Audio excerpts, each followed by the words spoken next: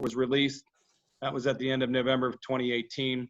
Organizations began culling through the report and focusing on specific areas. CCAP was one of the groups. They put together a task force which ultimately recommended the concept of an EMS task force. Real quick here, if folks can just mute your microphones here, and that way we can all hear a little bit better. We have a couple members of the CCAP group: Lisa Schaefer, the Executive Director, Ashley White, Government Relations, and Task Force Co-Chairs, Commissioners Mark Hamilton and Kevin Boozle. We'll have them elaborate on the process that they used and where they ended up in a little bit.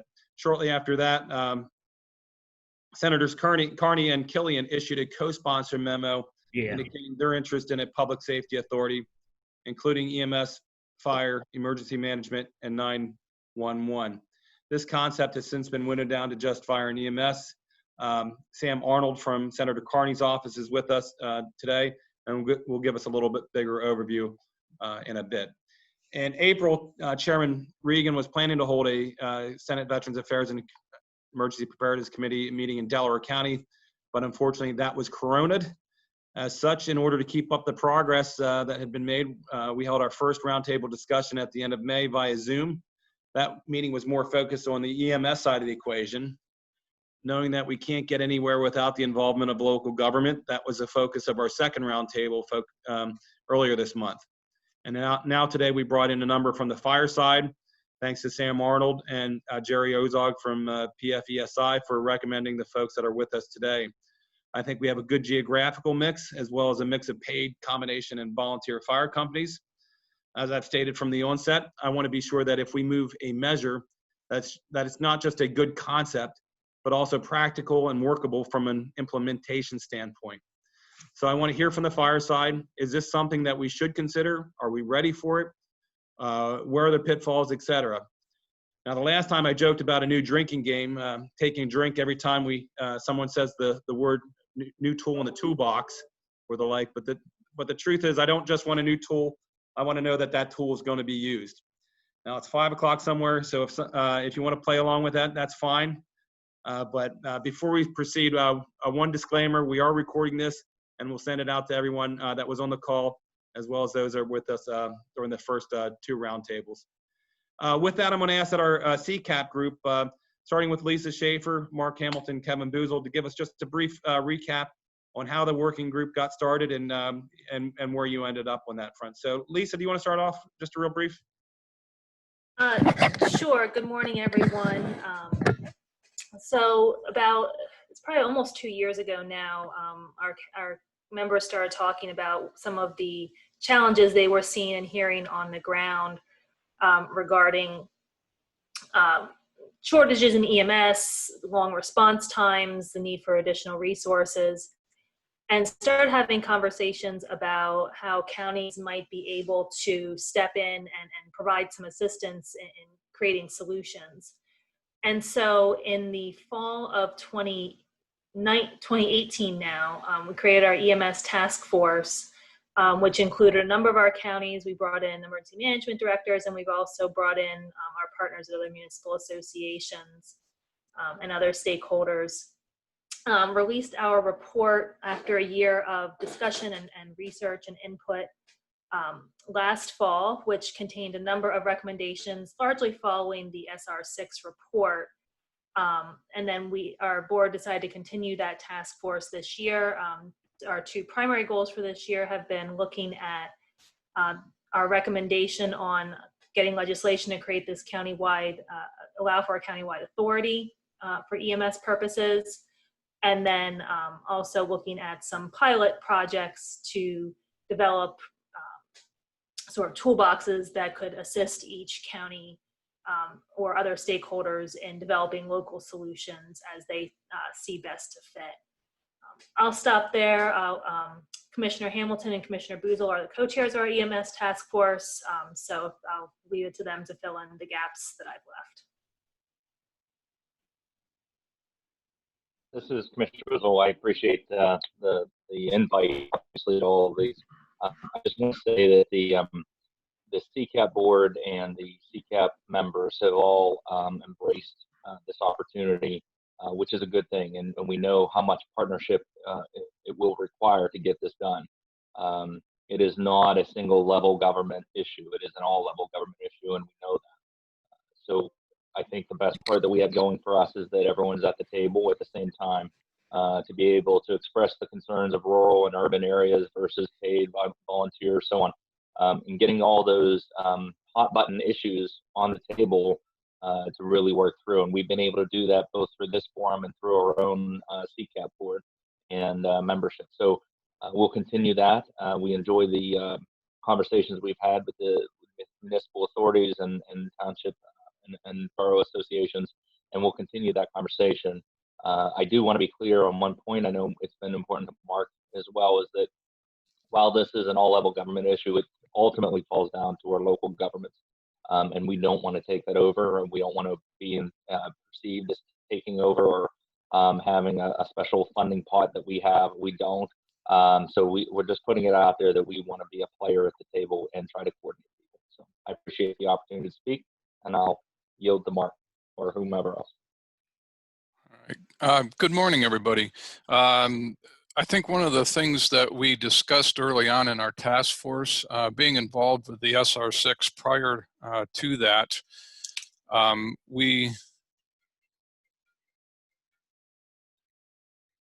sorry about that.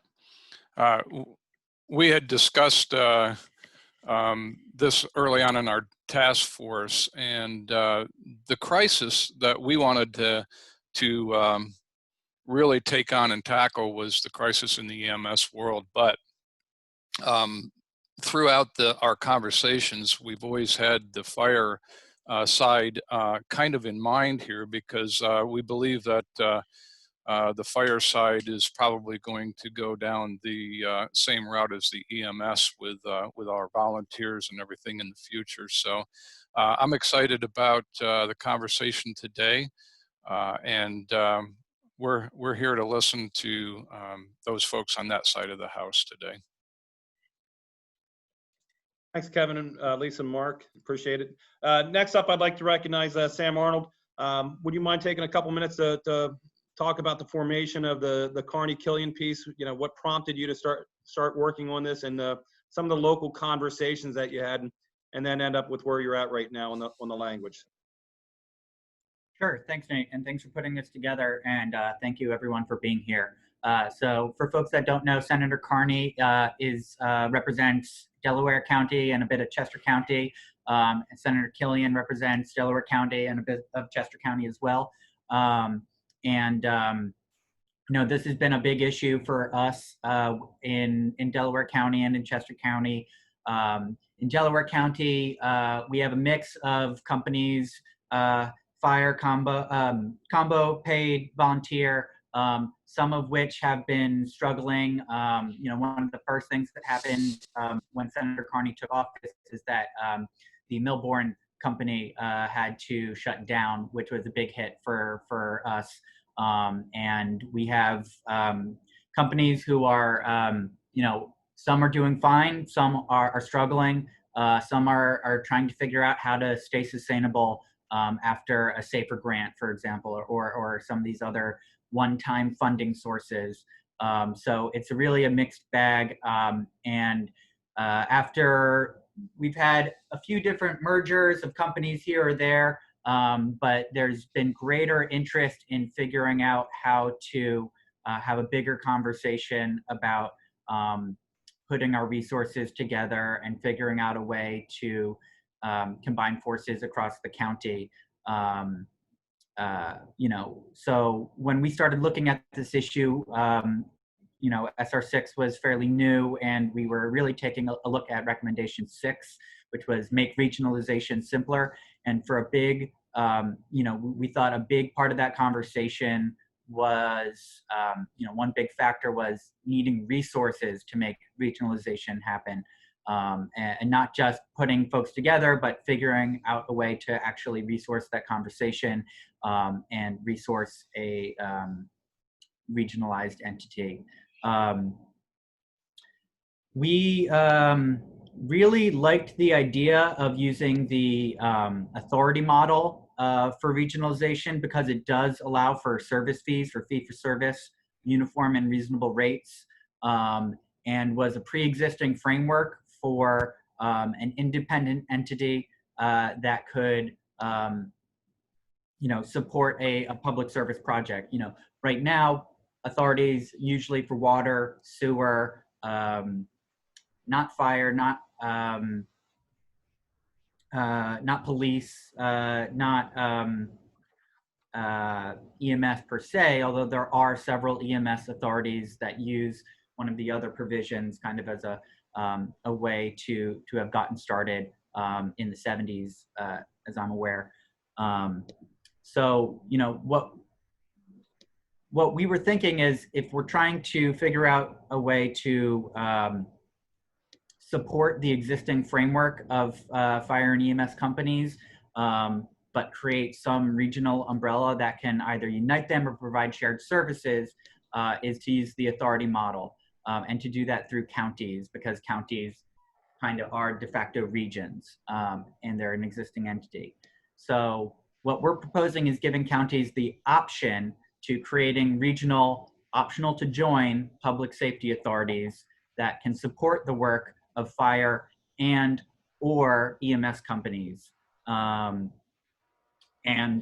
We like this idea because it is very customizable. We're authorizing counties to create these, but how they function, what they look like, how they're governed, it's very much local decision making about what they look like. As I mentioned, we're making it optional for towns to join and to have their fire companies sync up. We're pretty much envisioning them kind of like shared services providers. So, taking care of fundraising, financing, accounting, the administrative overload, anything that can kind of be centralized in back office services so that the companies can focus on fighting fires, saving lives, the burden of all the paperwork. But it could be anything that the local communities within a county wanted. If they wanted the authority to be helping them with grant writing, or if they wanted the authority to be having a staffer that could focus on recruitment for the different companies across the county, that could be part of it. Really, it could be customizable. Some have, raised the idea of it just being a pass-through for funding. So, levying reasonable and uniform service fees, and then providing a new fundraising mechanism for the companies so that you don't have to be doing chicken dinners and bingo nights and all the other fundraising methods that are challenging.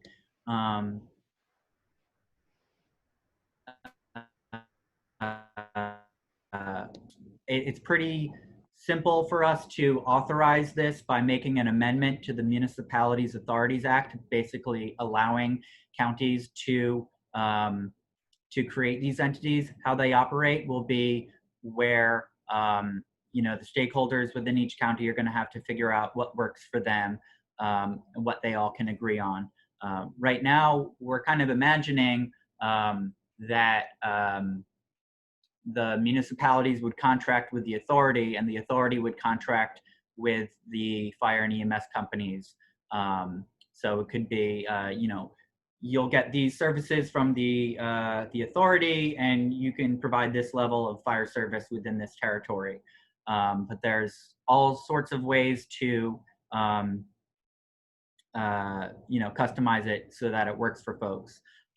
One of those ways that we like is this idea of having districts. So if one town wants a higher level of fire service and one town doesn't need such a higher level, that is possible within a single authority, is that it doesn't have to be a one-size-fits-all package for the different fire companies who might be working with the authority, is that you can have a number of towns who want Cadillac service, if you will, and others who want a lighter touch and lighter service fees. you know, we like the idea of an authority because it is customizable, and because every county is at a different level of need and capacity for you know, paying for the cost of all that.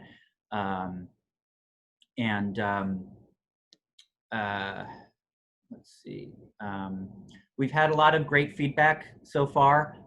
One thing that we've heard is that a lot of stakeholders want an option for a multi-municipal authority, not just for it to be a county, but if the county doesn't want to take this on, that the municipalities within a county would be able to create this on their own. That's not in the draft that was sent around, but we're still working on that issue. You know, I'm excited to hear everyone's thoughts about the concept, things that we might need to see in the legislation to make certain points crystal clear.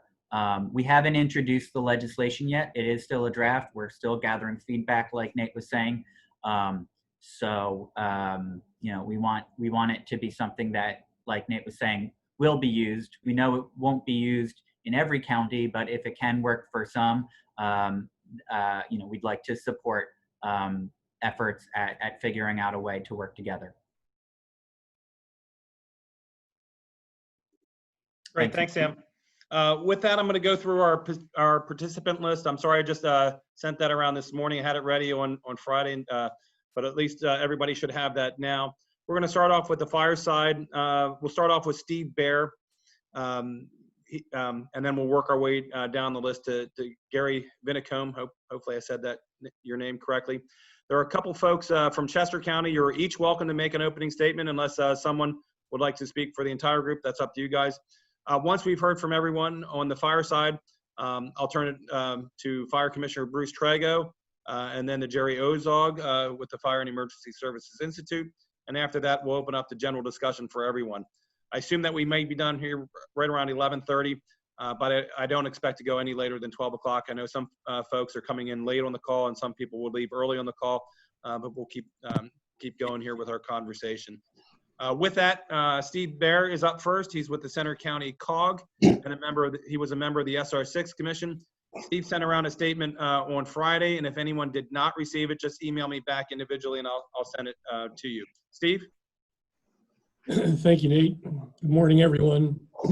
As Nate noted, I put out my comments in writing to everybody. I think they're pretty straightforward.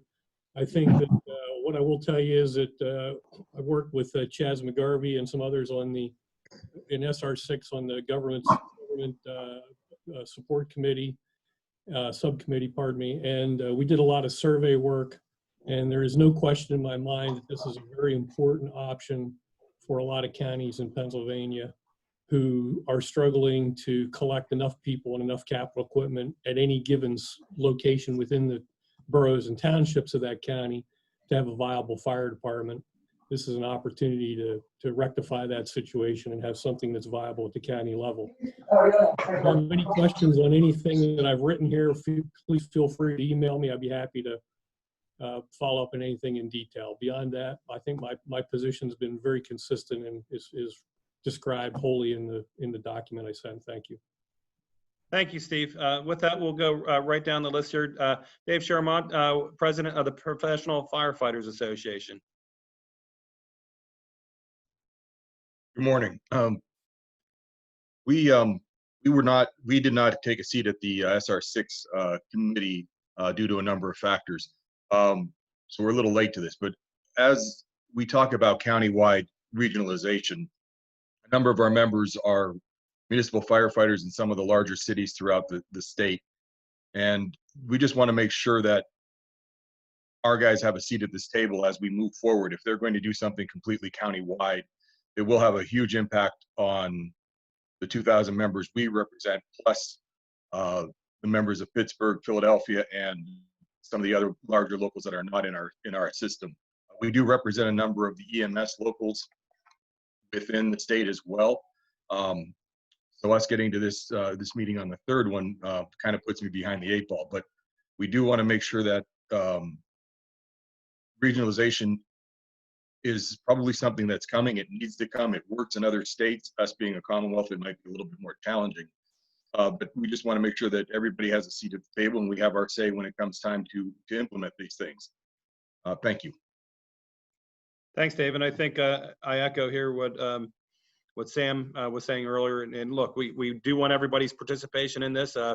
And that's, we sent around the links to the video from the first two roundtables. So at your leisure, if you get a chance to review those, if there's something that you see from those first two videos you'd like to comment on, please do so. Again, this is a work in progress, and we look forward to your input as we go forward. Chad Deerdorf is a fire chief at York City. Chad, go ahead. Good morning. Thank you for the invite. Kind of echo what Dave said, and I'm sure what Chief Delaney is going to be saying here shortly. But our biggest thing is to making sure that at the Harrisburg level, that the career side and the combination side is not forgotten, which it seems to have been in the previous history here recently and going backwards. The volunteer side is struggling, but what's important to know is that the career side is struggling as well, and we do represent and cover the majority of the population of the state. So it's important that we, as the career and combination side, are included and have a seat at this table as well.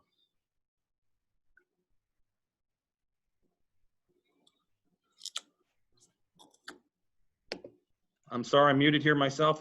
Next up, we have Jay Delaney, the fire chief and president of the Wilkes-Barre Fire Company, as well as he's head of the Career Chiefs Association. Jay? Morning, Nate and everyone else. Thanks for the interest in allowing me to offer some testimony here today. As you mentioned, I was a part of a 39-member SR6 committee. I also was involved with SR60, and there's no doubt we have gotten far worse since 2003. So I'm glad the senators recognize SR6 as a pathway to the future. Recommendation 6 was discussed in detail. SR6 was 2 years long worth of a lot of give and take, and we recognize regionalization is something that must happen if emergency services are to work well into the future. Just looking at some of my numbers here, a loss of 367 EMS units since 2012. That's telling. 2,462 fire companies across the state, many of which are struggling. As Chief Deerdorf mentioned, career departments are in trouble also with our staffing levels. So I think as we move forward, we can find support in the regional effort. Technical advisors were part of recommendation number 7 and standards of cover. And I think all of these things can be included when the discussion moves forward.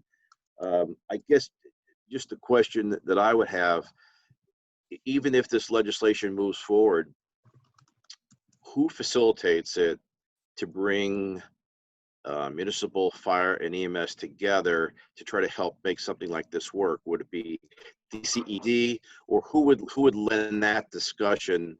I mean, it's good with the public safety county authorities.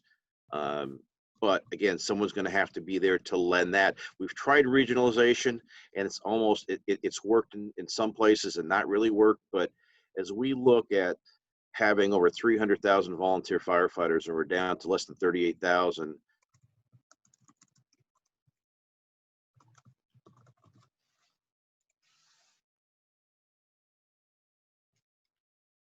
It looks like Jay's frozen up here. Let's give it another second.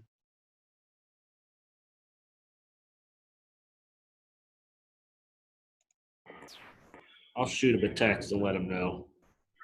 Okay, tell him we'll come back to him. We'll go right to Scott Gehring. Keep this going. Scott is the fire chief at Harmony Fire District in Butler County. Hi.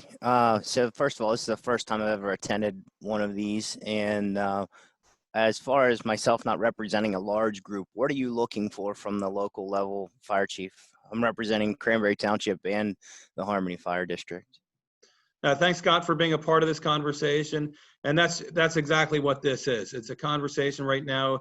There's two important concepts that are out there that was explored from the SR6 Commission, was put forth, in terms of the regionalization aspect. The CCAP has put forward from its end, to talk about a little bit further. Now Senator Carney and Senator Killian are working on the legislation. So, but before the legislation is introduced, and that's why this is important, we're doing this before it's introduced.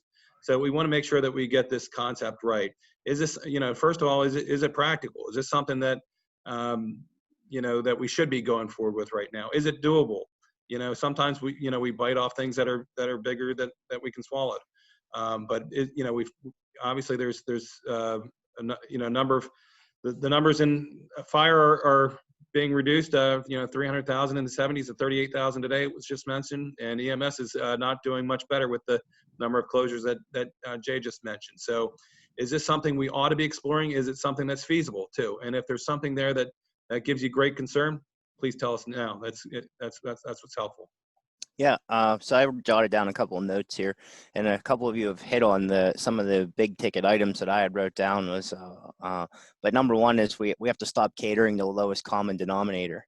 So if we look at the organizations within my county, there are going to be people that are going to absolutely buck this system.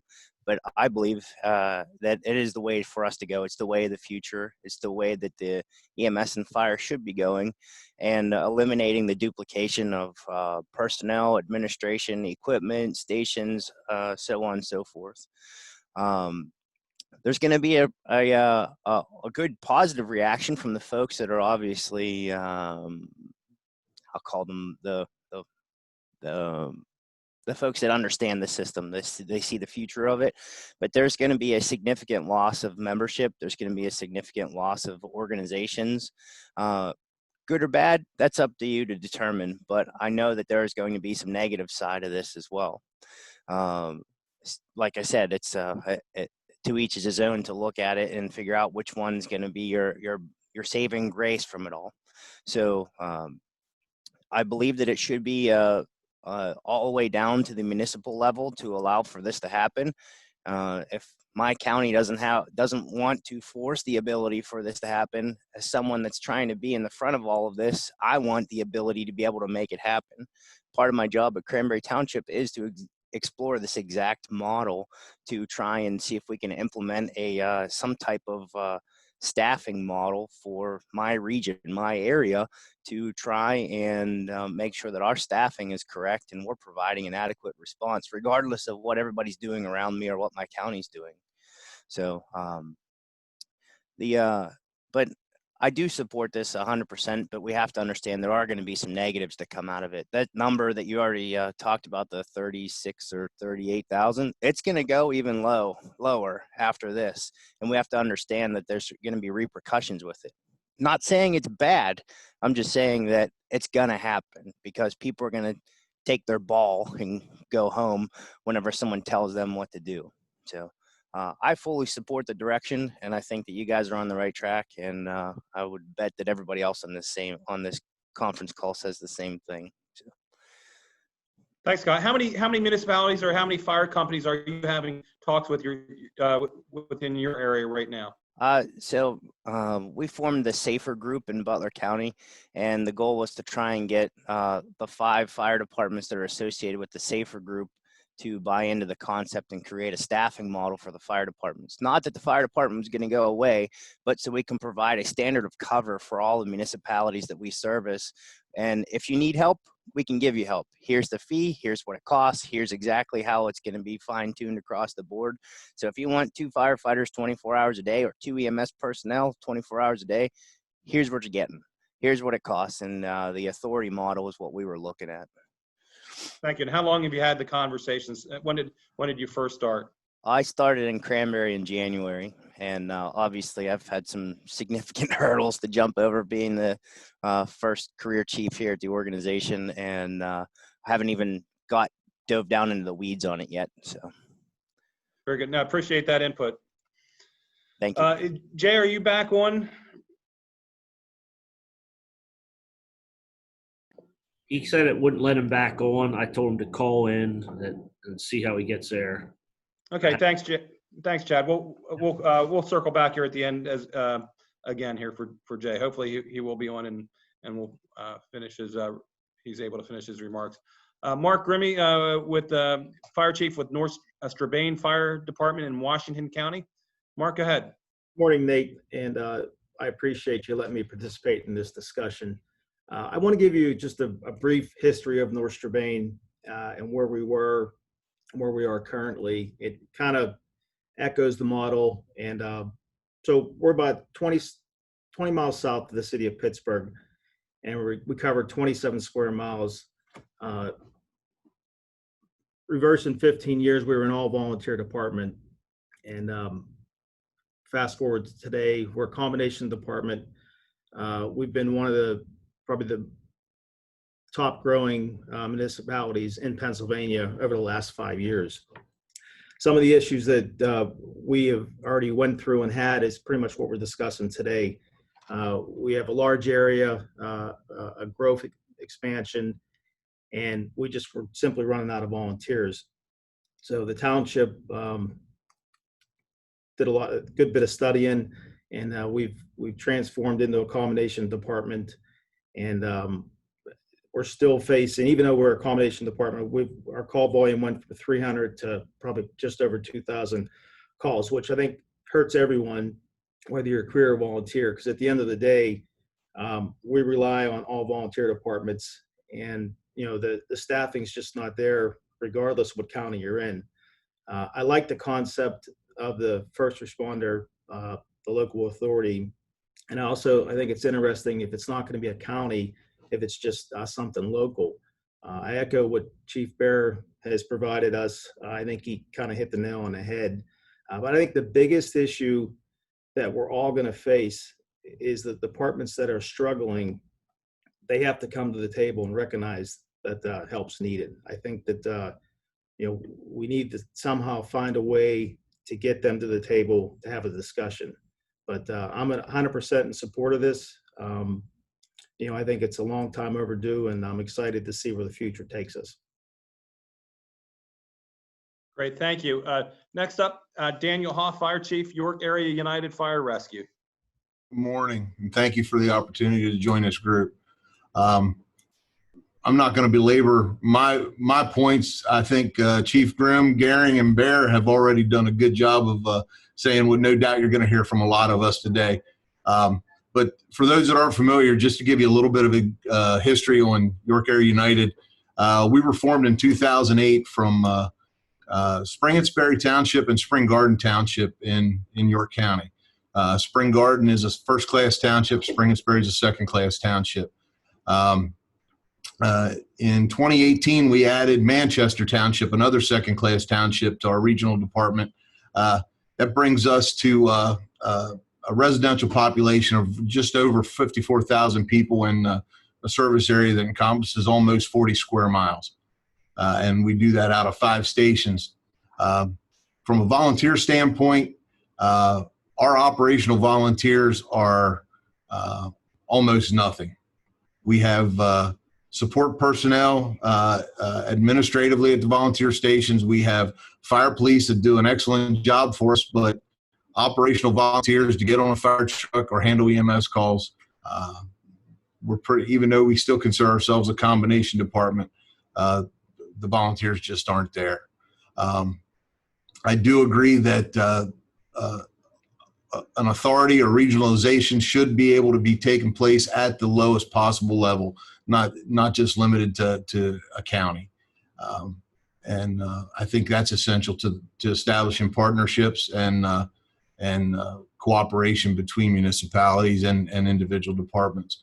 I would suggest one thing as you look at this, and that is not to discount the administrative challenges that will come into play following the creation of an authority. 12 years into this, and I still run through it difficulty every time I go to PennDOT just to deal with something in the form of apparatus tags or that, because there's not a checkbox on those forms that truly identify who we are or what type of organization we are. So, we are an intergovernmental cooperative, which by and large means that our charter agreement kind of dictates how we operate and the parameters of our organization. I think the authority is an absolute wonderful thing to get behind. I encourage the regionalization. That's been our stance since day one. But I do also encourage consideration of what happens after the fact and how we put those administrative processes and procedures in place to make people successful once they've gone down this road. Thank you. Thanks, Dan. Appreciate it. Next up, we'll have BJ Meadowcroft, Deputy Director for Fire Services, Chester County Emergency Services. BJ?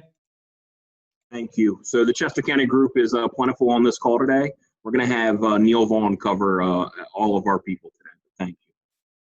Very good. Go right ahead, Neil. Okay, thank you. Again, thanks for the opportunity. We're at a good time in Chester County, especially with our makeup, that we had the opportunity to perform a fire and EMS strategic plan that covered the entire county. We have participation from 60% of our municipalities and 100% of our fire and EMS agencies. The biggest feedback that came back from their feedback during this process was the fact that they need help. They need help from a bigger authority, whether that be the county or a more regional approach, but they've admitted that they need some assistance.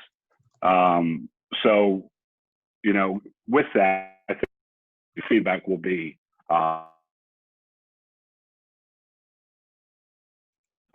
make up a Chester County is very diverse. We are growing. We are very populated. It may be a better method to get everybody on board, not to use, you know, the baby steps cliche, but I think if, you know, we have that model that we can do smaller groups and build from there, it might also bring upon, you know, it'll show the successes of, but I think we echo everybody else's sentiments that there's going to be some All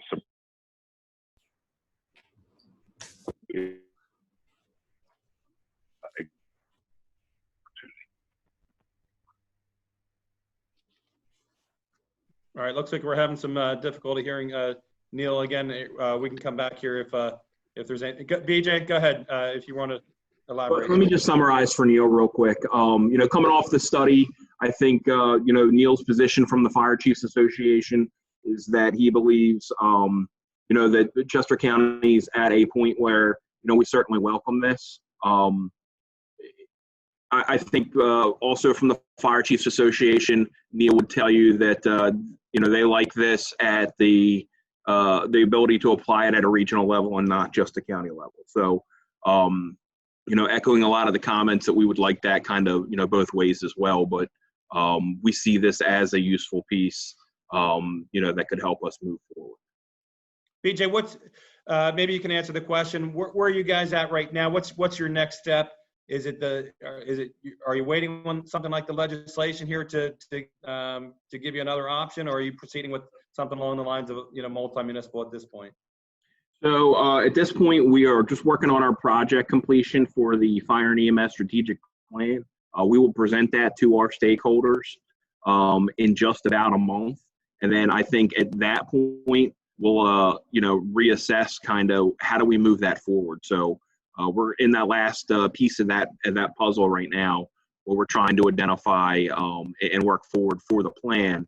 And I think, you know, again, post from that, we'll look at some of those touches on, you know, how do we progress forward? So, you know, what does that map look like for us? And are you looking at both fire and EMS right now? Yes, both. Very good. Well, appreciate that from your angle here.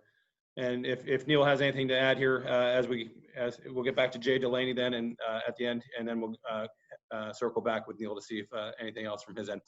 We've heard his name a couple times here so far, and Chaz McGarvey is with Lower Marion Township, was a member of the SR6 Commission, and was one of our subcommittee chairs, did a great job in articulating here a number of things that were put forth. I know you were away this past week, but I appreciate you being a part of this conversation, Chaz. Thank you, Nate. And yeah, just to start with, I agree with all the comments that the other chiefs have made. I think this is a great start for the fire service, this legislation and this regionalization. You know, this recommendation number 6 came from the government support subcommittee, and you know, as Chief Bear and Chief Delaney said, we worked very closely on that, and really happy to see this moving forward. I think, you know, as we go forward, you're going to see more and more combination departments throughout the Commonwealth. It's going to help to save the municipalities money as well as the counties. It works in other states. It works in Virginia. It works in Maryland. I just think we need to get the ball rolling here and allow the opportunity for this to occur. I think it's going to help solidify operations, command and control. As Chief Gehring said, the duplication of services is just crazy throughout our Commonwealth, and this is going to help to possibly pare that down some. As Chief Gehring mentioned, we are probably going to lose some people. However, my personal feeling is that I think the people we're going to lose are the people that are probably already gone anyway. They're probably older members, and they're hanging on, but they're not going to want to take on command from anyone else, and sometimes getting rid of the dead wood's not a bad thing. You know, you're going to get pushback from older members again. We here in Lower Merion, we're a 24.6 square mile municipality. We have 6 volunteer fire combination department with 6 volunteer fire companies. We also have a borough, 0.5 square mile borough right in the middle of us that has its own fire company, and they fall under the umbrella of the Lower Merion Fire Department. We've put together a group, you know, our Future Fire Service Committee, and we've been meeting probably 9 months here, stopped by Corona.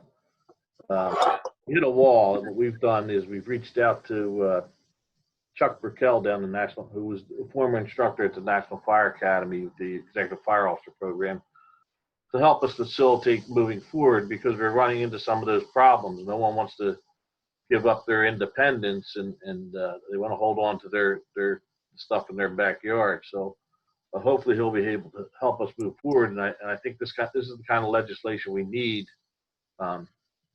as the Commonwealth moves forward. So that's all I got. But thank you for inviting me in on this. Absolutely. Thank you, Chaz.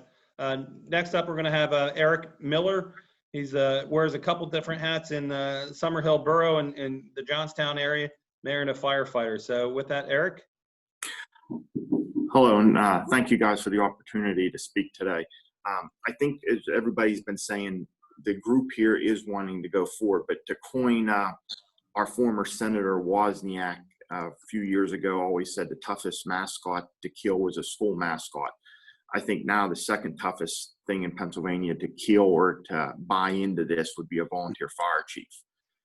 As most of the guys have spoke, everyone likes their little kingdom, their power, their control. So taking a county approach at this, I think, was the way to do it. The tax system's there. It's already built, you know, to put a millage on countywide and to have the municipalities buy into it or opt out. That will be up to them. But we should start looking at maybe like an anachromic Virginia model where the county supplements people first. You know, we're not going to stick county fire trucks out there, but maybe county personnel to supplement departments, whether they be fire, EMS. And it'll morph from there. It'll become county combination departments eventually if the counties and the departments buy into it. But to take that step of saying, hey, look, we know these departments in this area can't get out. So through a county agreement, we'll put 3 guys in here daylight, or we'll put 3 guys somewhere else, and they can be cross-trained fire EMS to help both fire and EMS, because as we all know, both services are at crisis mode 5 years ago, and it's just getting worse. And throwing the safer money for 1 or 2 years or buying somebody a fire truck isn't helping it. It's can have all the new fire trucks we want, but if we don't have the people to put on them and get out, it's just not going to happen. So I think as a county level to have permanent funding through a millage system and to look at the authority model is the way that we should proceed forward. Thank you, Eric. Appreciate it. We also have from Chester County, Ron Miller, President of the Chester County Fire Police Association. Ron, did you have anything to add from what Neil and BJ had to say?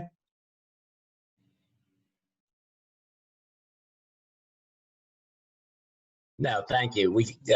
They pretty well covered it for Chester County. I think the real advantage is the coordination across municipalities. That's the only way you're going to get it done. Thank you. Great, thank you, Ron. Next up is Tom O'Donnell, Fire Chief from Norristown, Montgomery County. Tom, go ahead. Good morning. Thank you for the invite. Echoing already what a lot of my colleague fire chiefs have already stated, just like EMS, the fire service is in crisis. Whether you're a volunteer or paid department, we're in crisis across the board. And just like EMS, right, our counterparts in EMS, we need help. We need help from the legislature to craft a model that works well for local governments. Local governments need options, right? They need options to better serve the residents. Just not at the county level, but we need the ability to regionalize at the local level. We would implore and beg for that type of legislation to be added, if it's not already in there, that gives local governments the option to kind of drive this bus if we have people at the county level that are unwilling. In the Montgomery County area where we're at now, the 4 fire departments that are around Norristown are currently at the table developing regional response and policies now, so we can better share the resources that we have. In between there, there's the 4 communities. We have 12 full-time firefighters on duty as we speak right now that cover a population of probably about 60,000 people. So having local government have the ability to share resources is critical in order for us to move forward with this. Thank you. Thank you, Tom. Next up, Jared Renshaw, Fire Chief, Western Berks Fire Department, Berks County. Hi, good morning. Thank you for having me on. First and foremost, it's great to see some of the recommendations out of SR 6 actually getting pushed forward and getting moved upon. I know a lot of my colleagues that are on this call put in a ton of time and a ton of effort to try to improve our state's fire service as a whole, and it's really great to see their hard work actually coming to fruition and getting the support. For those that don't know, Western Berks Fire Department, similar to what Chief Hoff had stated over in York Area United, we're a regionalized combination department. We started in 2009, so we provide service to 2 second-class townships and 2 boroughs. We're governed by an intermunicipal agreement amongst the 4. We have a board that includes municipal officials and also stakeholders from those 4 municipalities. We're fully funded by fire tax. We don't rely on any fundraising. And, it just goes to show I've been here almost 5 years, and what we've been able to do with, the money that's coming in that we can dedicate to responses, trainings, PR events, public education. We don't have to worry about the fundraising side. It really shows in the level of service that we're able to provide to this. But the only thing that I would just like to mention, and I think it was already said once, there's tons of states around us, Virginia and Maryland, that have countywide systems that have been around for a very long time and that are extremely, extremely effective. Some of them, like Montgomery County, Maryland, they're probably one of the top departments in this country that I think a lot of us on the fire side in this conversation have probably looked at to get some of their SOPs, SOGs, or the way that they operate. So I don't want to say we need to reinvent the wheel, but we definitely need to look out to what others have done, the successful ones, and try to, mimic them a little bit. So I got. Good. Thank you, Chief. I don't believe Nicholas Sahida is on the line. Give 1 second here. Nick, are you on the line? Okay, I didn't think so. We had Neil on previously. Neil, are you back on with us? And see if your microphone works. I am. How do you hear me now? I can hear you. Go ahead. Okay. No, I think BJ summarized for my poor internet connection, so my apologies there. And again, just all these comments are needed, and in the end, I think it'll be a great a great thing for the fire service. So thanks. All right, thank you, Neil. And then we have Gary Vinicombe. Gary, do you have anything to add from your end? I do not, sir. My colleagues covered it very well. Thank you. All right, thanks for being on the line. And we'll head back to Jay Delaney. Jay, were you able to get back on? He was not, but he did send me what he had one last thing that he was in the midst of talking about when he got cut off. He's looking to see who else or to who would facilitate the public safety authorities at DCED or a different agency. Okay, no, I appreciate that, Chad. We'll certainly we'll reach out to DCD on that front. We, and we'll hear from the fire. We'll recognize the fire commissioner here on his front, and maybe we can get some conversation on that front. But I guess we finally found a way to quiet Jay Delaney down, huh? Yeah. Now with that, we'll go. We'll see if Fire Commissioner Trego, are you on the line there still? And if so, any reaction that you'd like to have from any of the discussion that we've had so far? Yes, sir. I'm on the line. Can you hear me? Yes, I can. Go ahead. Great. I am just very grateful to hear from the diversified group that we have on board here. And I need to thank Sam and Nate for pushing this forward. Thank you very much for what you're doing, and obviously the county commissioners who put this group together as well. So very grateful for all the activity and the effort that has gone forward with this. As I said at the last meeting, I would be very, very much supportive of this concept. I think the biggest hurdle or issue that might be from down the road is, and you've covered it, is the ability to opt out. As long as that's in there, I think you're giving them the opportunity to, and as many have said, the autonomy of the volunteer fire service is its own little world.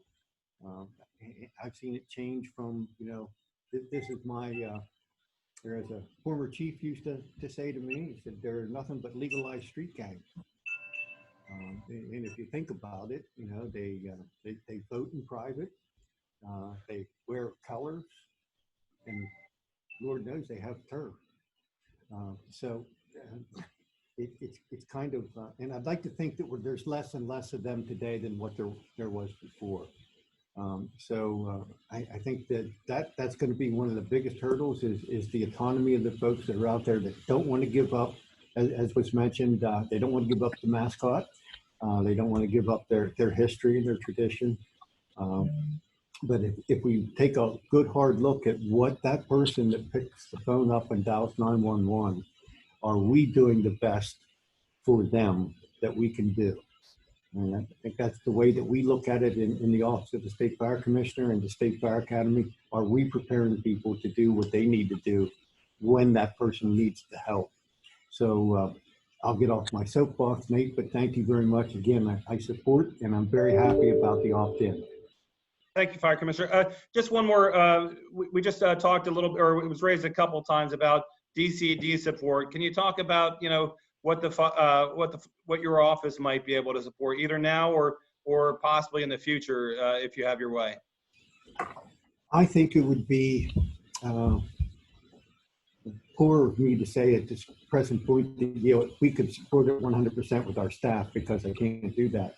However, what I would recommend is take a look at, let us work with DCED and come up with some type of maybe an organizational plan, if you will, and take a look at how we could work together to move forward. Okay, thank you. And then next we'll go to Jerry Ozog, who's the Executive Director of the Fire and Emergency Services Institute. He's hosting this Zoom call for us today, so thanks, Jerry, on that front, and thanks for helping us put together a good number of the panelists here today. Absolutely, Nate, and thank you all for attending today. We did provide some written statements that initially came out from a Delaware County meeting over a year ago. That has been emailed around, and obviously there has been discussion on this call and others about the education and implementation of anything once this, and technical assistance once this this legislation, if it does move forward and gets across the goal line, I do envision the concept of developing a partnership with the various municipal organizations, the County Commissioners Association, the Municipal Authorities Association, to develop education and training programs and have the ability to facilitate these discussions in the communities and the counties. So the vision of, as you work to make this happen, the development of training and partnering with the municipal associations, the fire service organizations, to provide a unified training program or education and awareness program. And it all starts with why, and why are we doing this, and what's the issue? As long as we are not forcing the issue, and as many people on this call said, we want to talk about the benefits on how this is going to take Pennsylvania and assure and sustain fire service well into the future. That does not automatically mean we're going to go to combination departments. It does not automatically mean we're going to hire and do all this kind of thing. But what it does give, it gives municipalities and multiple municipalities options in some rural counties like Tioga County and McKean County and things like that to develop something that may help with the administrative aspects of running a department, such as a countywide volunteer recruitment campaign, assisting with accounting and compliance for volunteer companies. And as you move to the more suburban areas of Pennsylvania, as was discussed, the ability of developing staffing pools and things like that, where one municipality is not picking up the cost of staffing as the volunteer system struggles. But I do believe the concept of options here will be very well help the people that want to be helped. And I do think that we have a good group, and we'll continue to work forward with that. So that's all I have, Nate. Thank you, Jerry. We're going to get started here now with the roundtable portion of this. And but before we do, I want to go back and recognize Sam has been doing a bulk of the work. He's been working with Senator Killian's office. Krista Harris with us as well. And then also with Senator Baker's office is Chris Ramsey, who's also interested in this issue. Sam, Krista, or Chris, any questions to start us off from your end? Anything that you've heard that would help as we move this forward? It's Krista here. No, just looking forward to hearing the roundtable discussion. Looking forward to continuing to work with you all and with Senator Carney and Senator Reagan's office on this important legislation. Thank you. Thanks, Krista. Good morning, everybody. Thank you for your time and willingness to listen and allow each of us to pick brains and listen to suggestions through the process. One thing that I'm curious about, and local government side is probably more on this, but we also need to have everybody contributing to the conversation. We're all looking to go down the road of options and have this as something that may work in one community and not another. But when it comes to finding an operational model that has the capacity to make it work,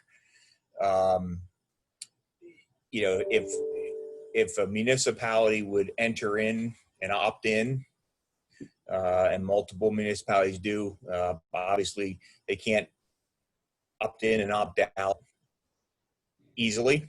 That wouldn't work. But is it better to have a more flexible model where they can opt in, or if a county has an authority and they view this as a wider spread problem throughout the whole county, should a direction be available where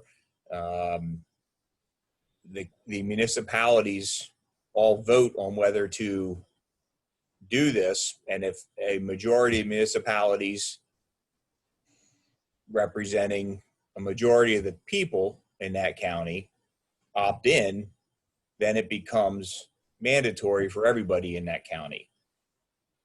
Are there pitfalls with that? or should we do it strictly with a voluntary approach, just to find that operational model that best fits? Thank you. Thanks, Chris. Who would like, Steve, you're indicating? Go ahead. So, Chris, that's an interesting thought. So, you know, we're a cog. So we already operate under intermunicipal agreements. So there's two things I just want to toss in there. First, in our system, you can opt out. You have a 1-year quit clause. So basically you give the cog a year notice that you're not going to participate in whatever this program is. And all of our programs within the Center Region Council of Governments are a la carte. The second thing I'd like to address is I'm not a big fan of forcing people within a county to become part of something because the rest of the county wants to do that. Pennsylvania is built on a premise of quality of life issues being handled at the lowest local level, you know, and we pride ourselves in being a commonwealth in that regard.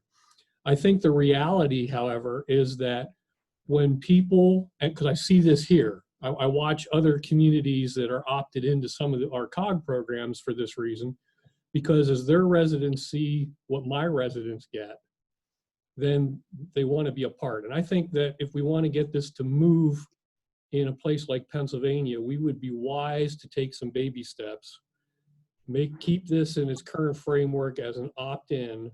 And I honestly believe that the non-participants will pretty quickly get on board once they and their their residents see the differences.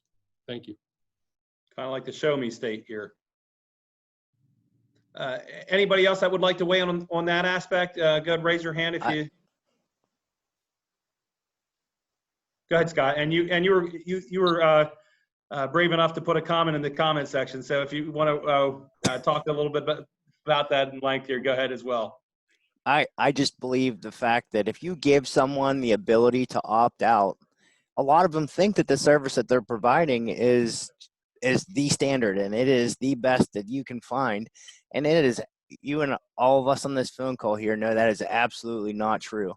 And if you give them the ability to say, nah, you know what, I don't need this, they're going to absolutely take you up on that offer.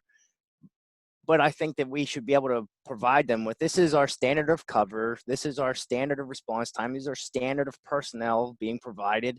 And if you're not meeting that, you don't have a choice. You're going to have to supplement somehow. And whether that is through bringing people into your firehouse or whether that is the region providing coverage that supplements what you have. But if you give them the ability to say, no, I'm good, they're going to take you up on that. And it's not going to be the result that we're looking for out of this whole entire conversation. That seems to be the trick. Chaz, go ahead.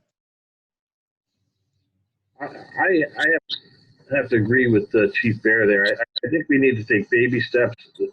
Being in the fire service for 40 plus years here, I've seen the pushback and the nastiness that can occur when things are forced upon organizations. In a county such as Montgomery County that is so diverse, you know, where Long Range in the first ring suburb of Philadelphia, and then you go to the other end of the county and it's just farms. I think we got to go slow. I think this is the right approach. It gives people if they want to opt in, they can. And I truly believe once they see how things are going, other municipalities will opt in as well. Sam, were you getting ready to chime in? Yeah, no, just to Scott's point about, you know, whether one company thinks they're already doing the best job that's possible out there. And, you know, I correct me if I'm wrong, David from the Local Government Commission, but I think it's my understanding that the municipality designates their fire service. And if they would prefer to go with the authority model versus their company, and they'd like their company to participate, but the volunteer company doesn't want to, that could be a way for them to say, hey, come on, we want you. The municipality could motivate the company to participate by saying, well, if you don't, we are still going to designate the Public Safety Authority as our provider. and we're paying rates and fees to them, and they're going to provide the service. That's a situation no one wants to get into, but I think that's technically one of the avenues that's available. David, am I correct there? Yeah, that is an accurate assessment of my understanding of the police power dynamic between the municipalities and the volunteer companies that exist within them. The municipalities themselves are charged by the Commonwealth to provide fire protection service within their territory. It's expressly provided for within the municipal codes to which they are subject. Now, the volunteer companies that exist within them are their own corporate entities, okay? They have their own governance structure for the most part, okay? And there are limitations on how much a municipality can reach into the inner operations of a volunteer company. However, it's my understanding that in the context of designating fire protection services or fire protection duties, that is solely the province of the municipalities to determine what company does so within their territorial limits. And that's the subtext that has been going through my mind throughout this entire conversation, is to what degree will the volunteer companies, or to the extent that they form some sort of consortium between them, either through municipal IGAs, intergovernmental cooperation entities, or contracts, or separately on their own, will have any sort of autonomy or feedback into the designation or creation of either the authority or multi-municipal authorities.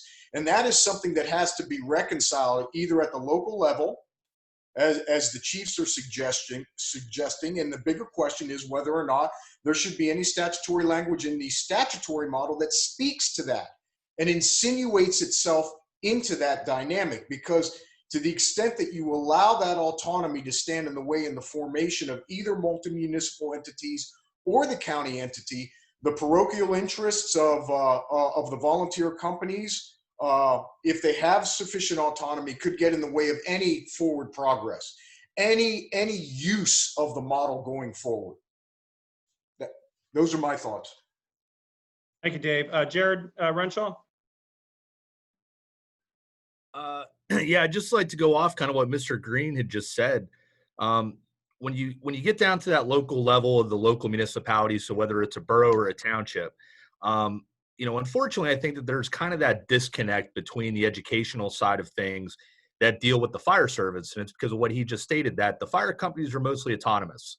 So a township just says, okay, we'll make, XYZ fire department, our local fire department, but they don't really ask a whole lot of questions, because guess what? They've been getting this service very cheap, or maybe almost for free, for a very, very, very long time.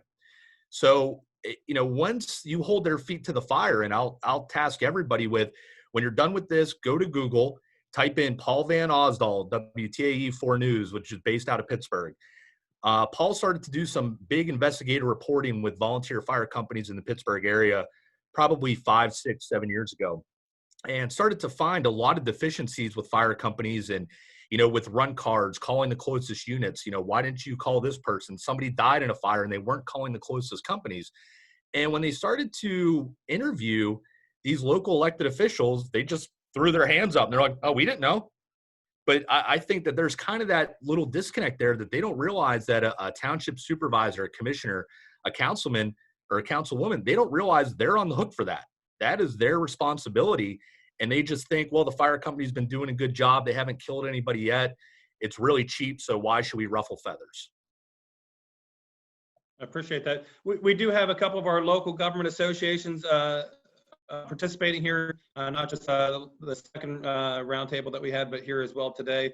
I believe we still have Dave Sanko and Joe Gertis from the Township Supervisors Association, as well as Ed Troxel got on here for the boroughs.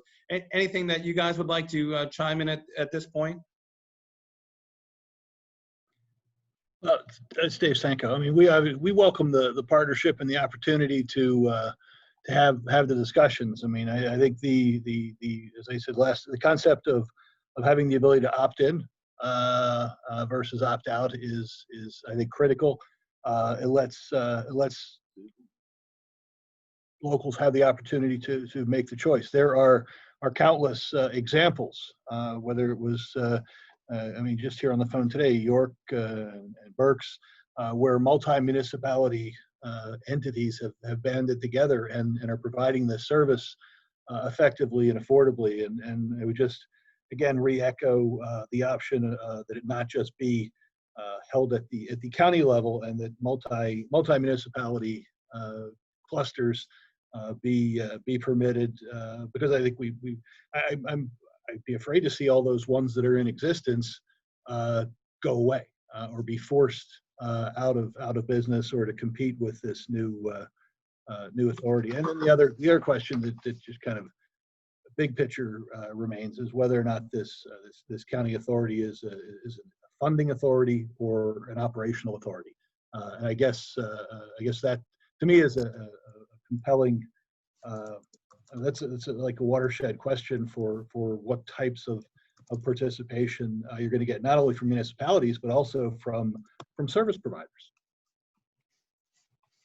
Dave, thank you. Hey, when Dave was a part of the, attended a number of the SR6 Commission meetings, and has had a couple different hats in his lifetime, but the State Association of Township Supervisors puts on a number of programming throughout the year and the magazines. Can you talk a little bit about how you're getting the message across here in terms of communicating with fire companies, with, to supervisors to speak with their fire company, anything that's ongoing on that front from your end? Yeah, I mean, I think we've for the last several years. I mean, you referenced, my prior hat. I spent a little bit of time at PMSO as a director there, so I recognize the importance of the public safety communication amongst disciplines, and we've been trying to encourage both the challenges with. I mean, we could talk about the challenges between local governments and fire departments, and whether they talk or don't talk. And Commissioner Mann already highlighted that their fire departments themselves have territories and colors and are like gangs. I'm still wrestling with that one in my head. But as we go through, we've stressed the importance of having those communications and having the partnerships and having those discussions. We do that both at our conference, at regional events, a number of webinars. Jerry Oza puts on a number of presentations for us at different times, and there were a couple references here in the call about folks liking it the way it's always been, and time for old guard to move aside. But I will tell you, I think the realities and this necessity is saying that we need to move in this direction, whether anybody likes it or not. And I think we're seeing both generational changes, not only in on the side of the providers, but on the side of the local elected political leadership, and a greater willingness and openness to having those partnership discussions, but to recognizing that it's not a blank check either. It has to be affordable, and moving forward, as we said, there are a couple on here today, examples of how it does work and can work. So we're excited for the ongoing discussions and continuing to help promote the concept of information sharing and regional partnerships and intergovernmental cooperative agreements all around Pennsylvania. Because I mean, if our survey is saying 80% are already doing it in one form or another, so it's not like it's a foreign concept. We just need to, perhaps in some areas, introduce a new strain of it. Appreciate that, Dave. Ed Troxel with the Burrs Association. Ed, are you listening in still? And if so, can you talk a little bit about what the Burrs Association is doing on that front with two-way communication with fire companies and Borough Council? No, apparently he's offline here a little bit.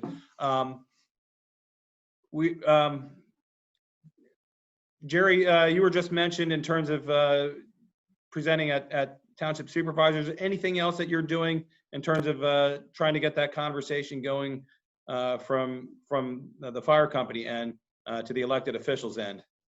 Yeah, absolutely. At our annual conference, we have a variety of speakers that talk about the importance of cooperation.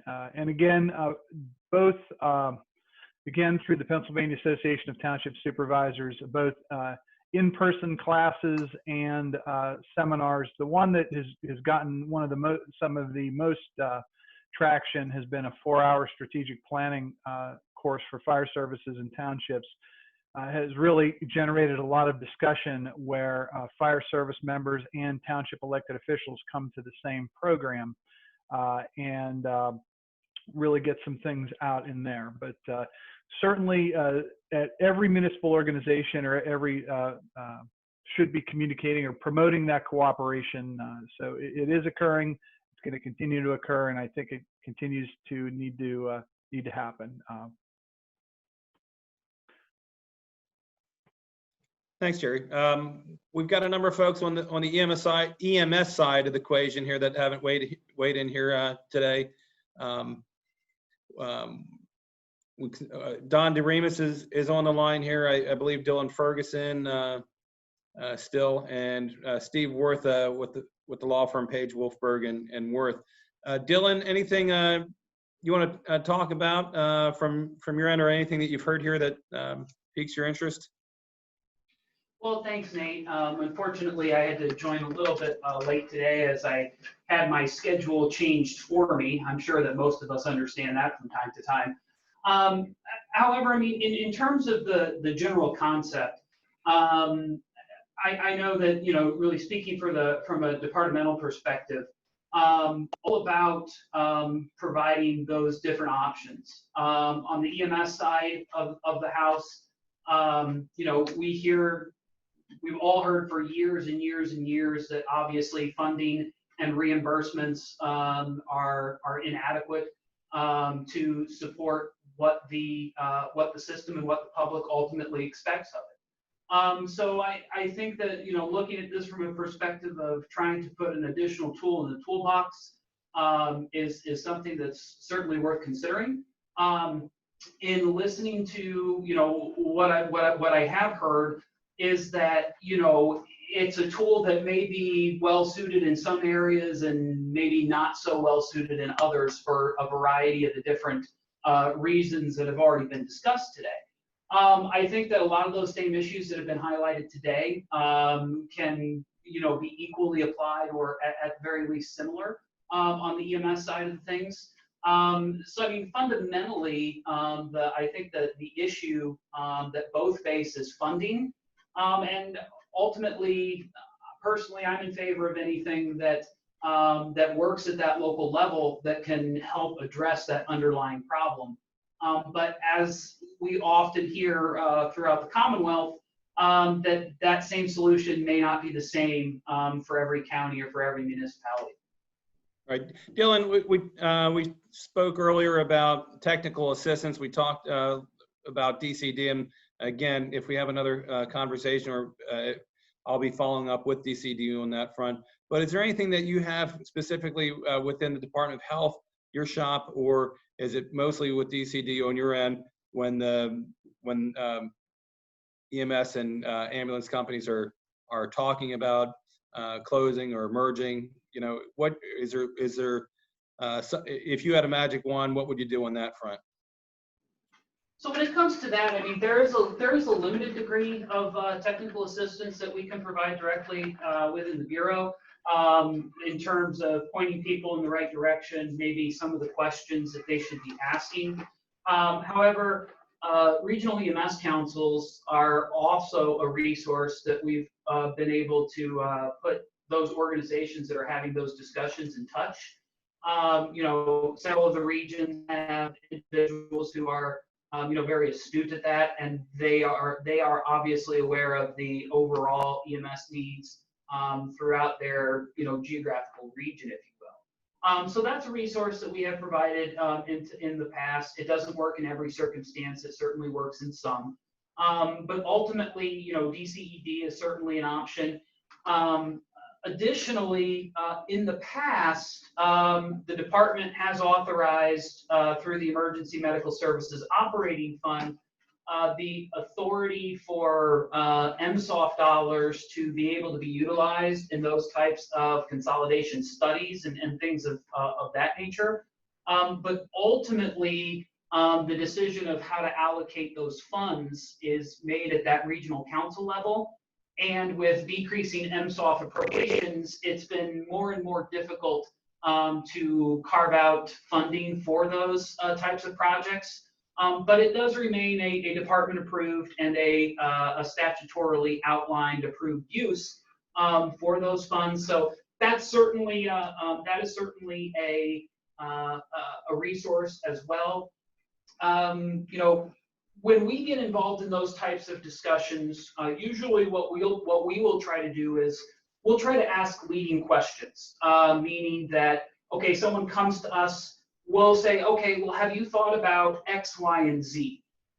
We hesitate to an extent of getting too deeply involved because whenever you're talking mergers and consolidations or even having those types of discussions, there's usually a very strong for camp and there's usually a very strong against camp. And we try to be purveyors of information and purveyors of, you know, questions that should be asked and considered without taking a definitive position as to what is or is not the appropriate course of action. Because as I personally feel, those are decisions that need to be made closer to the local level rather than a state top-down approach. Thanks, Dylan. Don DeRemus, you're on the line here as well. You've been frank with us about your stance here or about your questions here regarding the issue. You want to weigh in here from the discussion today? Yeah, I kind of agree with Dylan's earlier comments. This will work in some places and won't work in others. And I hate to refer to my own area, but we serve 19 municipalities and they don't pay for anything. And when you get a municipality that says, oh, I'd like to have a truck in my township, when you tell them what it's going to cost, all of a sudden they either try to find somebody else or they just stay with what they got. So I don't know how you would get a municipality to want to join an authority to tax their residents when they're getting everything for free. And that's where I kind of like the thought about a funding mechanism as opposed to an operational model. I mean, is there a possibility of doing both? That would be appreciated. Thanks, Don. Steve Worth, would you like to chime in from your end? Anything that you'd like to go back to? Any comments on anything from your front?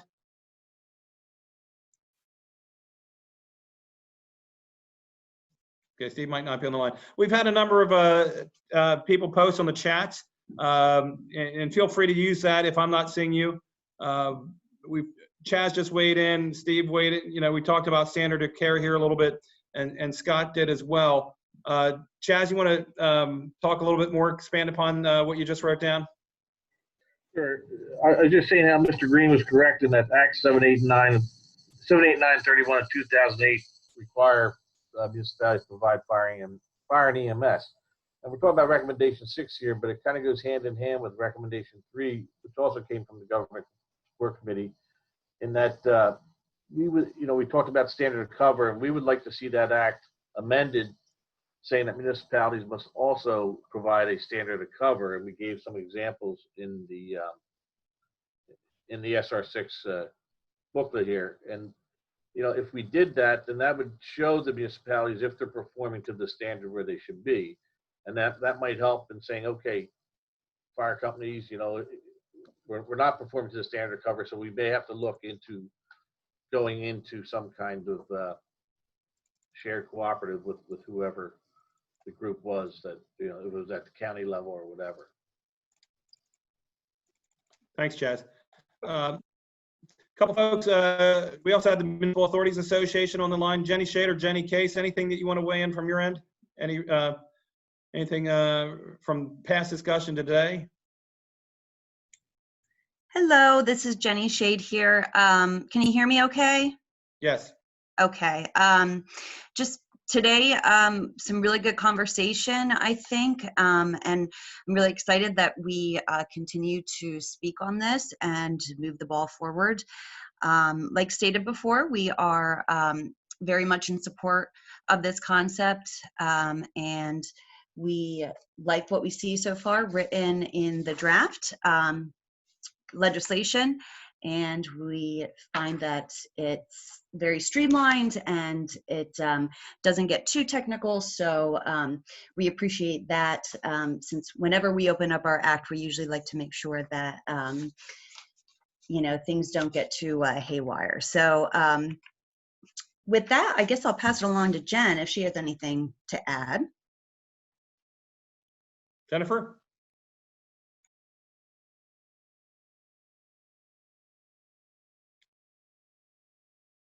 If not, going back to Sam. Sam, in the last iteration, you took out the word ambulance from the language.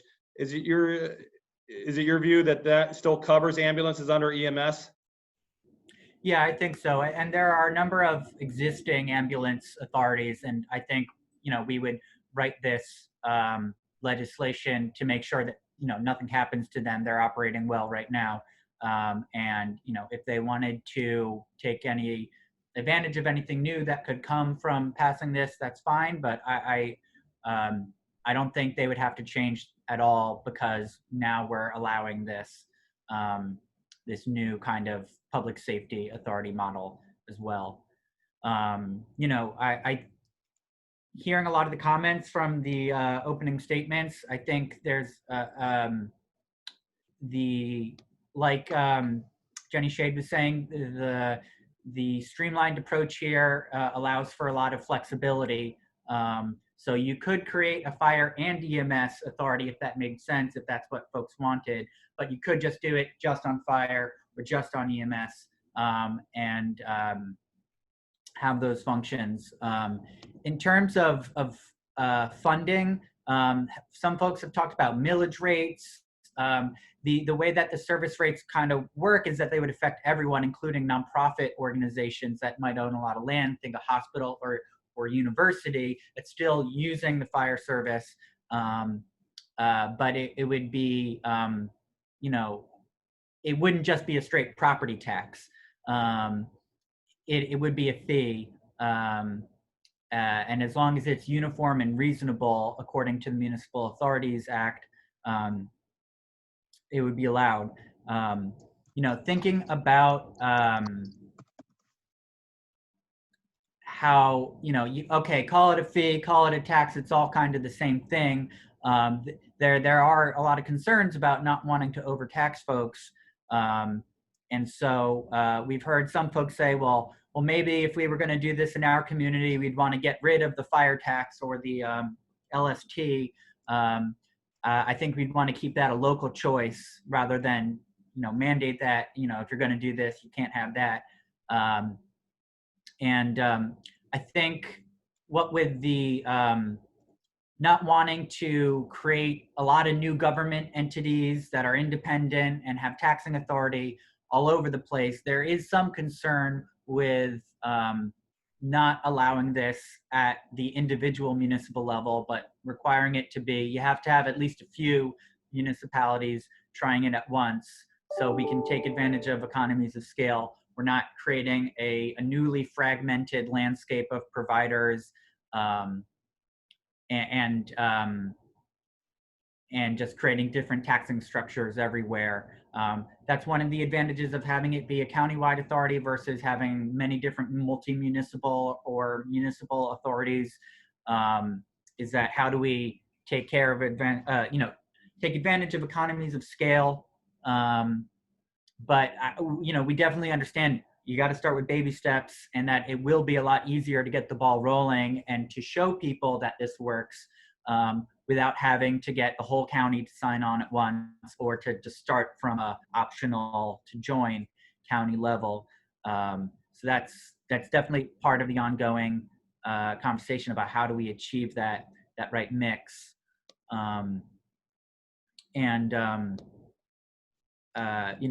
Talking of, kind of related to that point, there've been a lot of questions about who will facilitate this. I know Jay and Chad brought that up.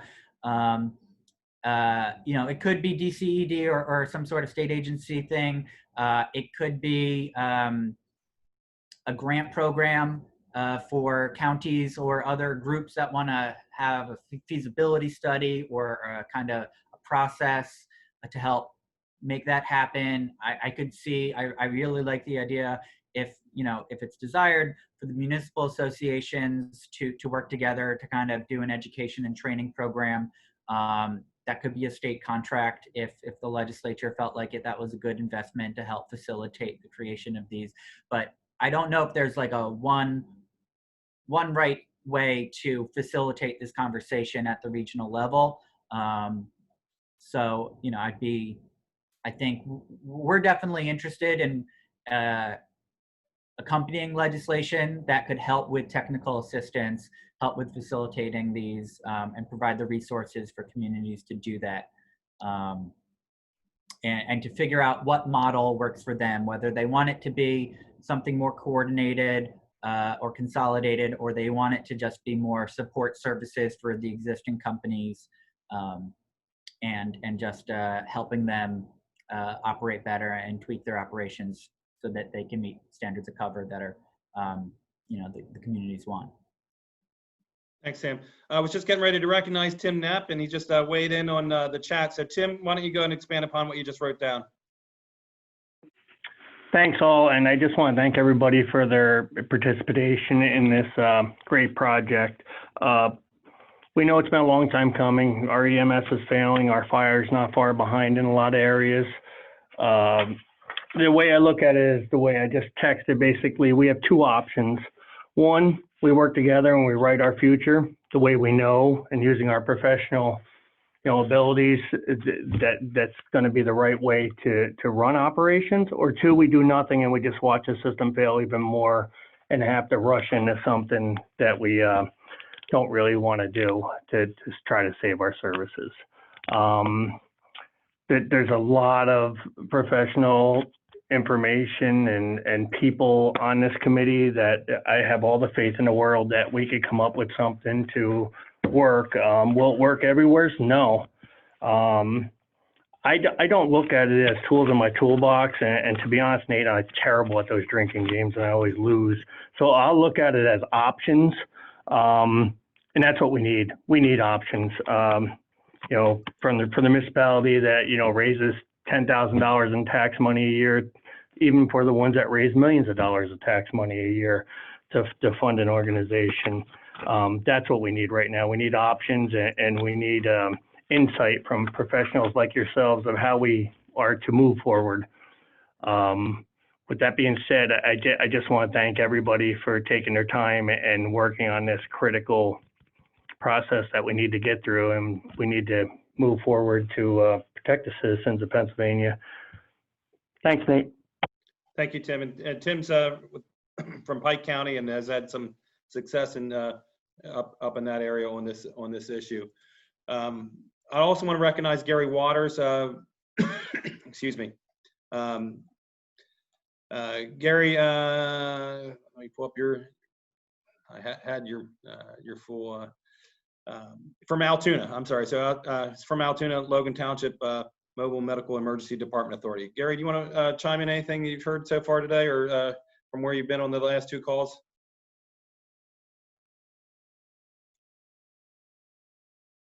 Okay, don't hear Gary. So if not, let's begin to wrap up here. Is there anything that we're missing? Anybody want to chime in on anything that you've heard? I'm sorry, I was on.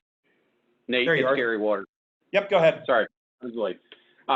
Just for everybody on the call, our agency is a municipal authority. We're formed as an EMS agency, and that's what we provide. We provide to 21 municipalities.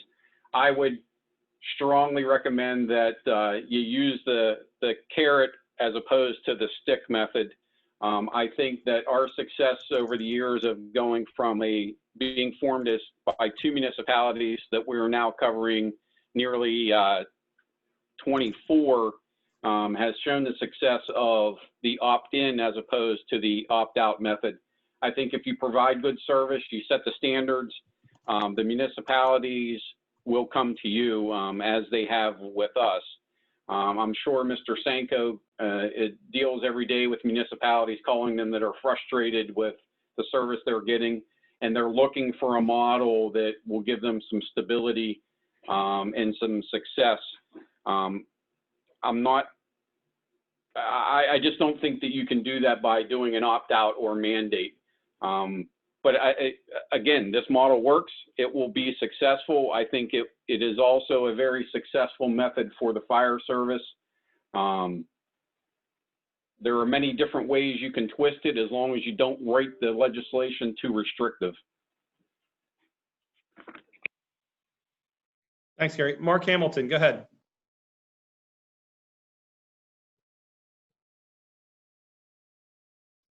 You're still mute.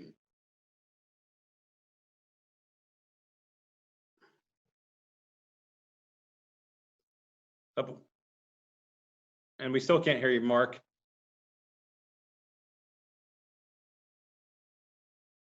Oh, we're having, okay, so anybody else here at this point? This is Kevin Boozle, Butler County Commissioner, if I may. Go ahead, Kevin. So just to go back, I just want to give one piece of information that may not be known to this group, and I didn't realize it at the time. When we brought the information to CCAP after Mark was part of the SR6 committee, I personally came at this from a fire. My background's fire and EMS, but I came at it from the fire. I knew that the fire, volunteer fire specifically, is in grave danger of losing everything. But after understanding more about EMS and where it lands, we put that in the forefront under the CCAP. And so it became the Ems Task Force. And we released our report, which is EMS Crisis. But my point being is, I think that they are married very closely. I think that we cannot do one without the other.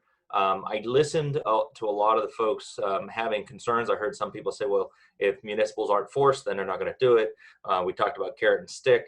I believe more in the carrot and reserve the stick method.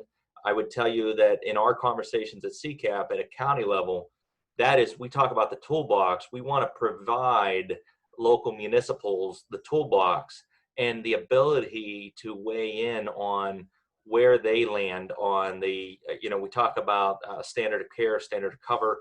I don't know that they realize where they are, as many people said. So in my perfect world, and maybe I'm speaking out of turn for Mark, but I think in our perfect world as a county commissioner, we would like to present to all of our municipalities, whom we have great relationships with ours. We have bi-weekly meetings through Zoom just to keep them up to date on CARES Act and so on. So I believe that this is a really good time to harness that energy, let them know that there's things available to them. And I think that's how you're going to bring it on. Now, if we brought this on as a county authority and allow people to sign in, I personally would like to have a 5-year commitment on signing into the authority, because you can't weigh anything out. I don't want people jumping in and jumping out and jumping in and jumping out. That can't happen.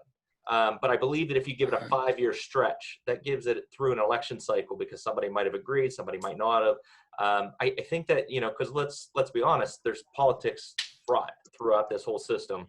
And we know that.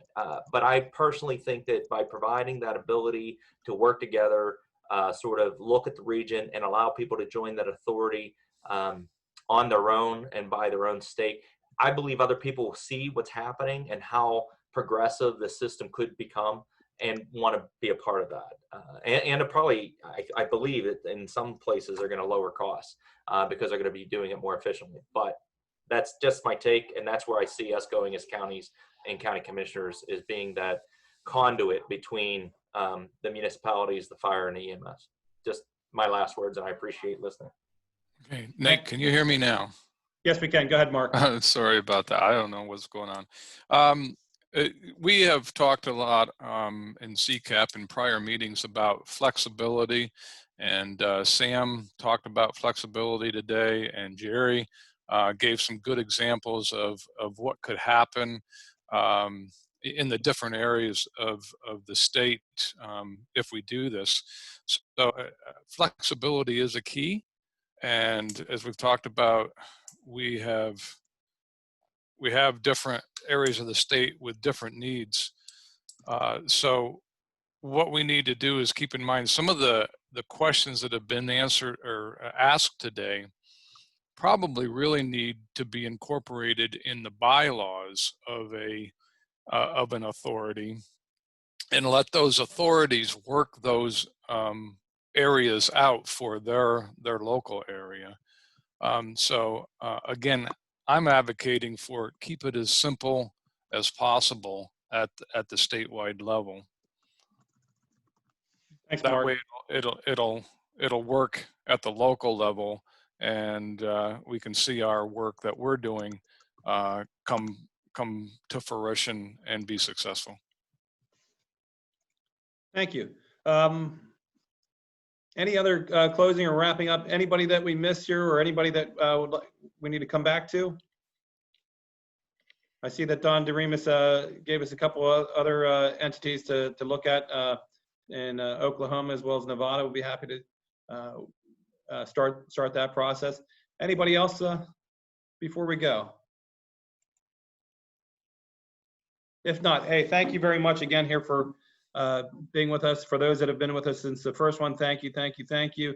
I'm gonna follow up here with Sam afterwards here, and we'll see whether a fourth roundtable is needed at this point, or what, how soon before we introduce something, and what the game plan might be for the next step on that process, whether it's a introduction and a formal hearing down the before the fall. But we'll stay in touch with you again. This was recorded, and we'll share a copy of this with everybody that was on the call. And if we miss something, if you want to chime in after you review the video, or see some of the documents, some of the statements that were put out there, please, by all means, share with us. This is an ongoing conversation. Again, I want to make sure before it gets to our committee, and it could go to another committee, but this has been under our bailiwick, and so hopefully it will. But we want to make sure it gets right before it's introduced, not just keep working on it throughout there. But your voices have been very important. I started off under the mindset that EMS, this was more appropriate for EMS, but I appreciate the voice of the fire side here today, and telling us that it's doable from your end here as well. So that's going to be helpful as we go forward with this issue. So with that, thank you, everyone. Have a great day, and we'll look forward to continuing to work with you. Thank you, Nate. Thank you, Nate. Thanks, everyone. Thank you.